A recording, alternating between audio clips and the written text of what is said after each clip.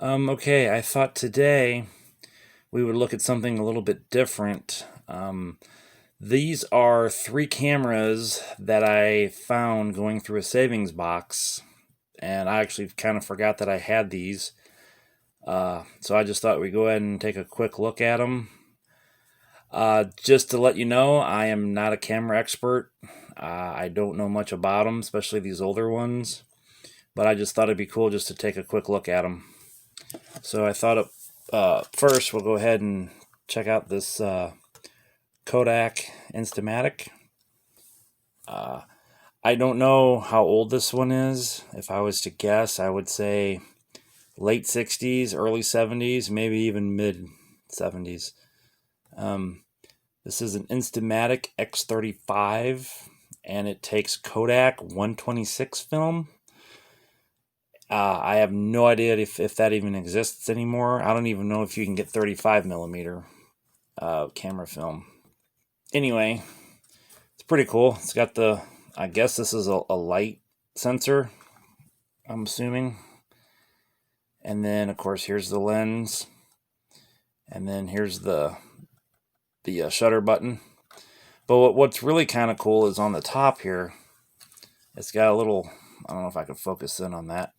It's got a switch for beyond 6 feet or anywhere from 2 to 6 feet. So I guess you would just set that to whatever. It would adjust the lens, the aperture. So what you would do, of course, naturally, let's see if I can get this open. So the film would go in here, and then there's the opening for the lens. You just put the film in there. So all you do is you would just look through this little viewfinder right here, and if you're indoors, just put a flash cube on top of that, aim it. There's your, like I said, there's your shutter button, and just take the picture. Bam. So anyway, that's a quick look at that one. So we'll set that one off to the side. This one, I would definitely say this is from probably the 60s. This thing's huge. This thing's heavy. This thing, I would say this thing probably weighs about probably 4 or 5, probably 3 or 4 pounds. It's a heavy one. So this is a Polaroid. And again, I don't know much about it. And you can adjust the darkness of your pictures with this. Pretty cool. So this is a J33 land camera.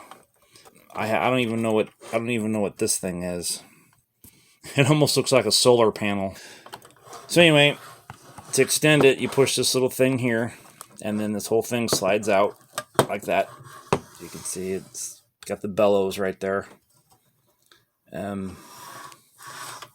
Here's the other side. So this is the back, and it gives you instructions on how to take a picture.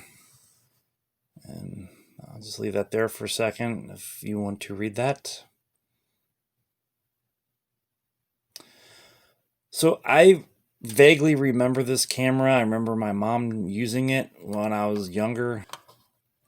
So this thing was very similar to a Polaroid that's used today and was used in the 80s. You would go ahead and put the film inside of here. I don't know what kind of film it takes. I can't read the thing here.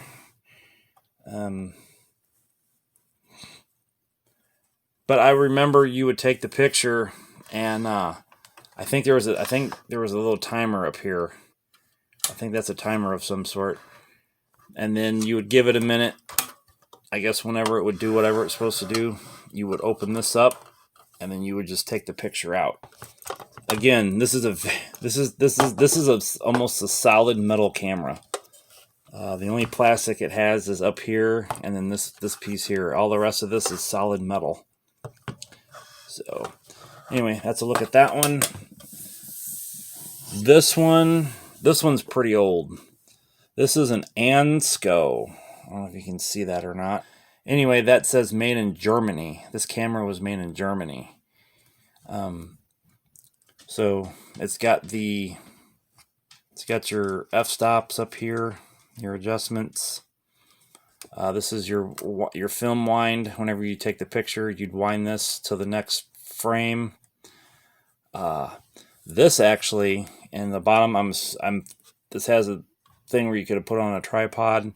This, I think, is just a stand for it for a picture. So you'd flip this around. I guess I should open this first. So you would hit this little button, and then it opens up, and then the lens pops out.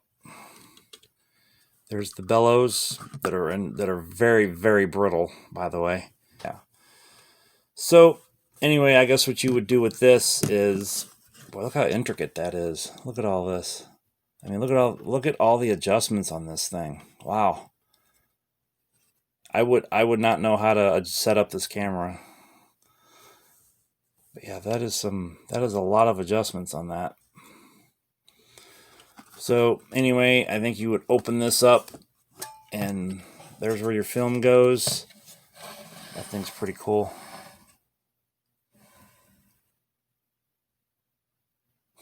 All-weather film. That's different.